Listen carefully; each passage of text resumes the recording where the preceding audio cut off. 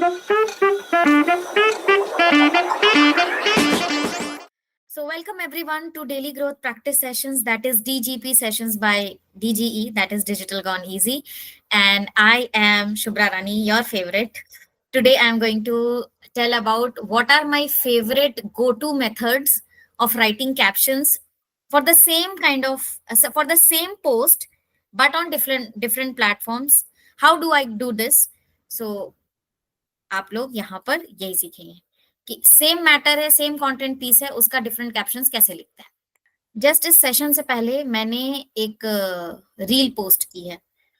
जिन लोगों को नहीं पता है, मैं बताना चाहती हूँ कि मेरा लिंक्डइन पर एक शोकेस पेज है, that is agency life with Rani, जहां पर मैं अपनी एजेंसी, डिजिटल मार्केटिंग एजेंसी से जुड़ी बातें शेयर करती हूँ कि मैं रोज क्या सीख रही हूँ, क्या कर रही हूँ, टीम्स के साथ कैसा मेरा इक्वेशन है, क्लाइंट्स के साथ कैसा इक्वेशन है। बेसिकली मैं अपना जर्नलिंग करती हूँ इस पेज पे।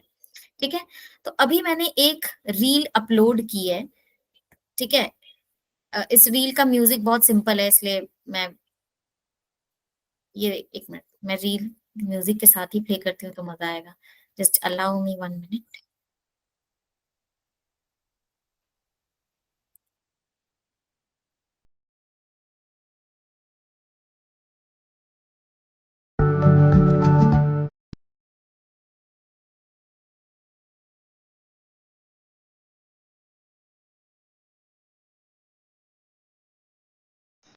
ये क्या लिखा हुआ है? Your mission serves, uplifts and inspires future leaders. Retain your best to lead the rest. ये इसका कैप्शन है। सो अगर मुझे इसका लिंक्डइन पोस्ट का कैप्शन लिखना है या जो मेरे लिए पोस्ट राइटिंग करना है उनको लिखना है, देखो this is the caption which I have written. Okay, ये मैं कैसे लाई हूं, मेरा थॉट प्रोसेस क्या था, within 2 minutes I will show you. So हम लोग जाएंगे चैट जीपीटी के एआई पीआरएम पे। तो यहाँ पर मेरा एक फेवरेट प्रॉम्प्ट है, Instagram caption with hooks and hashtags. Instagram caption with hooks and hashtags. अब आप बोलोगे कि शुभ्रा तुम तो ये लिंक्डइन पोस्ट लिख रही हो, फिर तुम इंस्टाग्राम कैप्शन क्यों चूज कर रही हो? हाँ, मेरा ये फेवरेट है इसलिए मैं चूज कर रही हूँ। देखो, कंटेंट से मतलब है, आपको जो प्रॉम्प्ट अच्छा कंटेंट दे दे आपका काम बन जाएगा। By the way, you should not be rigid कि अरे ये इंस्टाग्राम कैप्शन है तो मैं लिंक्डइन कैप्शन इसको कैसे बना सकता हूँ। ठीक है, वो सोचना ही नहीं है। तो मैंने क्या किया आपको दिखाती हूँ। मैंने इस प्रॉम्प्ट को सेलेक्ट किया, ये प्रॉम्प्ट लाइब्रेरी से। ठीक है, इंस्टाग्राम कैप्शन विथ हुक्स को सेलेक्ट किया और यहाँ पर कुछ मैटर लिख के दिया। तो मैंने मैटर क्या लिख के दिया मैं आपको दिखाती हूँ।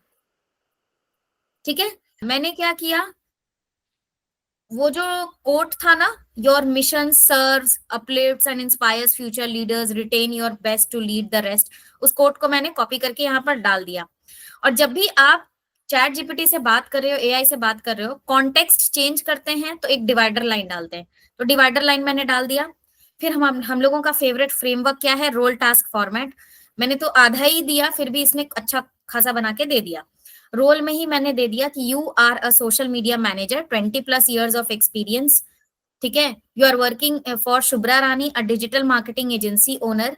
शी बिलीव्स, वैसे मेरा एक मोटो क्या है कि मैं जिसको ट्रेन करूंगी ना उसी को रिटेन करूंगी। मेरा एक स्लोगन है, जिसको ट्रेन करेंगे उसी को रिटेन करेंगे। अभी जैसे रविंदर है, देवप्रिया है, they all have been nurtured by me and that is why they are my people. ठीक है, जो मेरे साथ काम कर रहे हैं, फुल टाइम काम कर रहे हैं, फ्रीलांसर्स के बेसिस पे काम कर रहे हैं, प्रोजेक्ट्स पे काम कर रहे हैं, मैंने उनको ट्रेन किया और उन्हीं को रिटेन किया है। Right, this is my policy, this is my slogan. Okay, तो समर्थ एंड आराधना, जब भी आपको कभी क्लाइंट की तरफ से भी ब्रीफ मिलेगा, समझ लो मैं तुम्हारी क्लाइंट हूँ, क्लाइंट से क्या होगा, छोटा सा ब्रीफ मिलता है और उस पर हमें कैप्शंस लिखना पड़ता है उनके लिए, उनके मीडिया एसेट्स के लिए। तो यहाँ पर मीडिया एसेट क्या है, एक रील है, एक वीडियो है।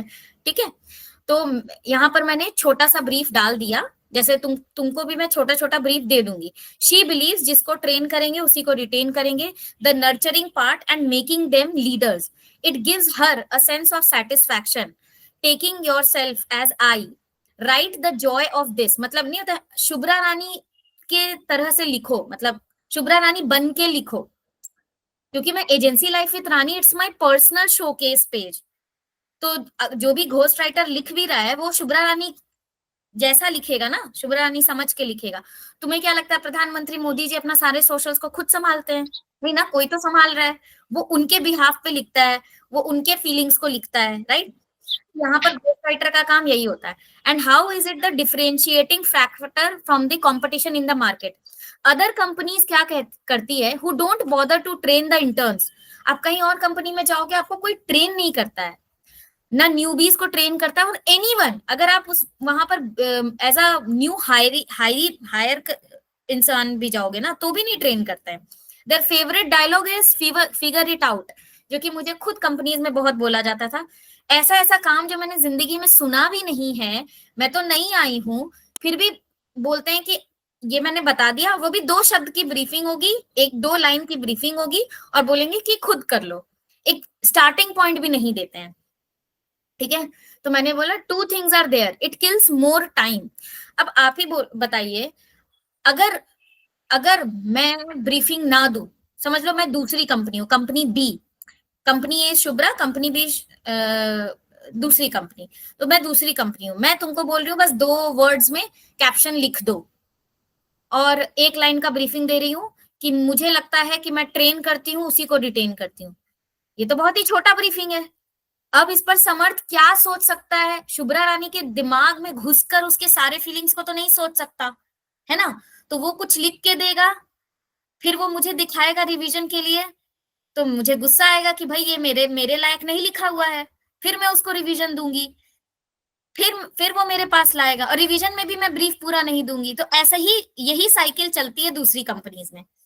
इसीलिए एक पोस्ट को लाइव जाने में कभी कभी दिन और कभी कभी महीने लग जाते हैं। मेरी एक फ्रेंड थी, मैं फ्लाइट में जा रही थी, मैंने जस्ट एक स्ट्रेंजर को फ्रेंड बनाया, वो मार्केटिंग में काम की हुई है, मुंबई में एक मार्केटिंग फर्म में काम करती थी। वो बोली कि एक ऐसा आर्टिकल था जिसको पब्लिश होने में रिविजन्स पे रिविजन्स पे रिविजन्स, और जो मेन क्लाइंट है वो दे नहीं रहा है ब्रीफ। 6 महीने के बाद वो आर्टिकल पब्लिश हुआ। जो राइटर होगा वो कितना फ्रस्ट्रेटेड होगा, उसको अपनी जॉब से नफरत हो जाएगी।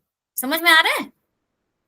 हाँ, अब एक ही आर्टिकल को तुम मत के लिख रहे हो 6 महीने से, तुमको लगेगा उसमें कोई रस बार बार लिखने में? बोलो गाइस। नहीं, उसकी वो ड्राइव खत्म हो जाएगी ना। ड्राइव खत्म हो जाए, और ऐसा होता है, मैं खुद इस पेन से गुजरी हूँ। मुझे एक बार एक ब्लॉग के लिए 25 बार रिवीजन मिला, मैं सैटरडे संडे भी काम कर रही थी, एंड फिर भी फाइनल फाइनल रिव्यू यही बोला गया कि नहीं नहीं, it's not going to be live, ये हमारे लिए अभी भी नहीं परफेक्ट है। तो भाई तो तुम अच्छे से ब्रीफ दो, तुम थोड़ा सा टाइम लगा दोगे ब्रीफ देने में तो क्या ही चला जाएगा, है ना? बट वो लोग बोलते कि भाई पैसे दे रहे हैं, तुम क्यों नहीं, तुम राइटर हो, तुम लिख नहीं पा रहे हो। अरे हम तुम्हारे दिमाग में, हम अंतर्यामी, अभी तो ऐसा कोई एआई मशीन आया नहीं है कि हम तुम्हारे माइंड में ऐसे घुसा दें और मेरा तुम्हारा पूरा माइंड हम रीड करके बैठ जाए।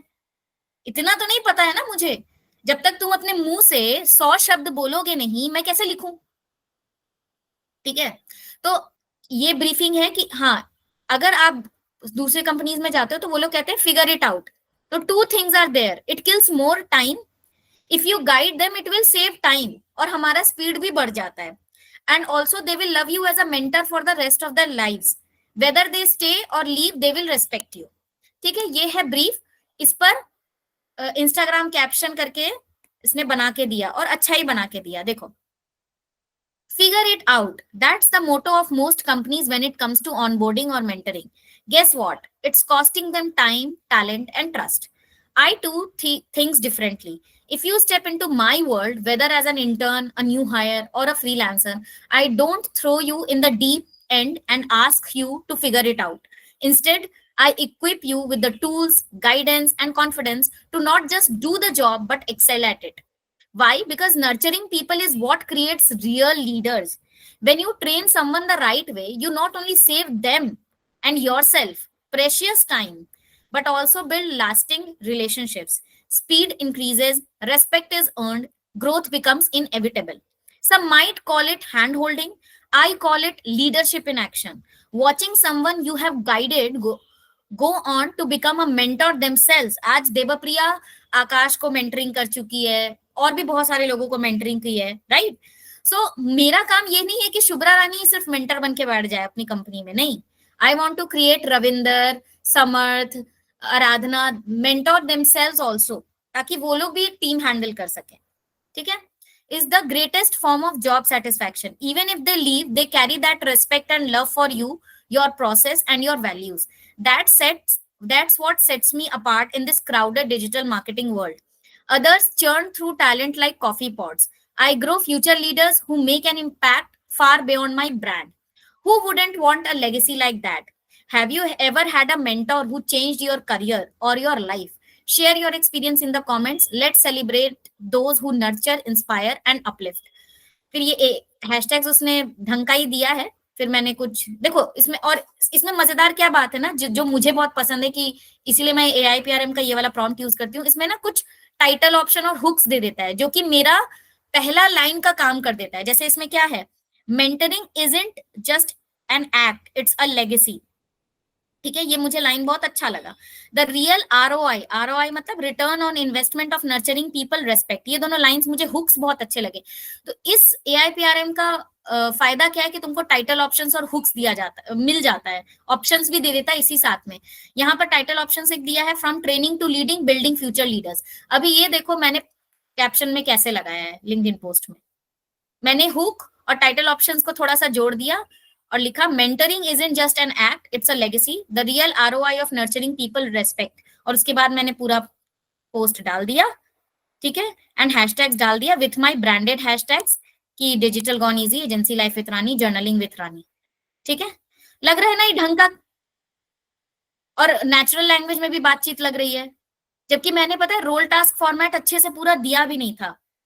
बाय द वे, जब मैं पूरा अच्छे से देती हूँ तो मैं सब कुछ लिखती हूँ कि write short sentences, write easy to understand English, be coherent मतलब एक तार दूसरे तार से जुड़ना चाहिए. मतलब आप जब कोई बात लिख रहे हो ना, तो वो सीमलेस लगना चाहिए. ये नहीं कि पहले हमने आम की बात की, फिर इमली आने लगा, फिर गाजर आने लगा, ऐसा नहीं. मतलब कि अगर मैंने मेंटरिंग की बात की तो सीधे वो कहानी बुनना, बोलते हैं ना कि कहानी बुनो, कि एक पार्ट, ये स्टार्ट, बॉडी एंड एंड एक कोहेरेंट फील करना चाहिए, तार जुड़ना चाहिए. तो मेरा, जब भी आप प्रॉम्प्ट दीजिए रोल टास्क फॉर्मेट में या फॉर्मेट में, आपको स्पेसिफाई करना है कि आप कैसे फॉर्मेट में चाहते हैं. फॉर एग्जाम्पल, श्रीदेवी को ऐसा पोस्ट लिखना है जिसमें वो क्वेश्चन आंसर फॉर्मेट में बात करे. जैसे नहीं होता है, लोगों के दिमाग में बहुत सारे सवाल होते हैं, बहुत सारा कंफ्यूजन होता है. तो बोलोगे कि ओके, मेरे पोस्ट को तुम क्वेश्चन आंसर फॉर्मेट में करो, short questions, one liner answer, तो वो वैसे करके देगा. या तुम बोलोगे फॉर्मेट में कि मेरे को ना मतलब एक रिलेटेबल रियल लाइफ एग्जाम्पल से शुरू करो. फॉर एग्जाम्पल, आपको जिम का एग्जाम्पल अच्छा लगा तो बोलो कि मुझे ना जिम रिलेटेड एक एग्जाम्पल दीजिए और उसके साथ समझाइए कोई बात, तो वो वैसे करके फॉर्मेट में समझाएगा.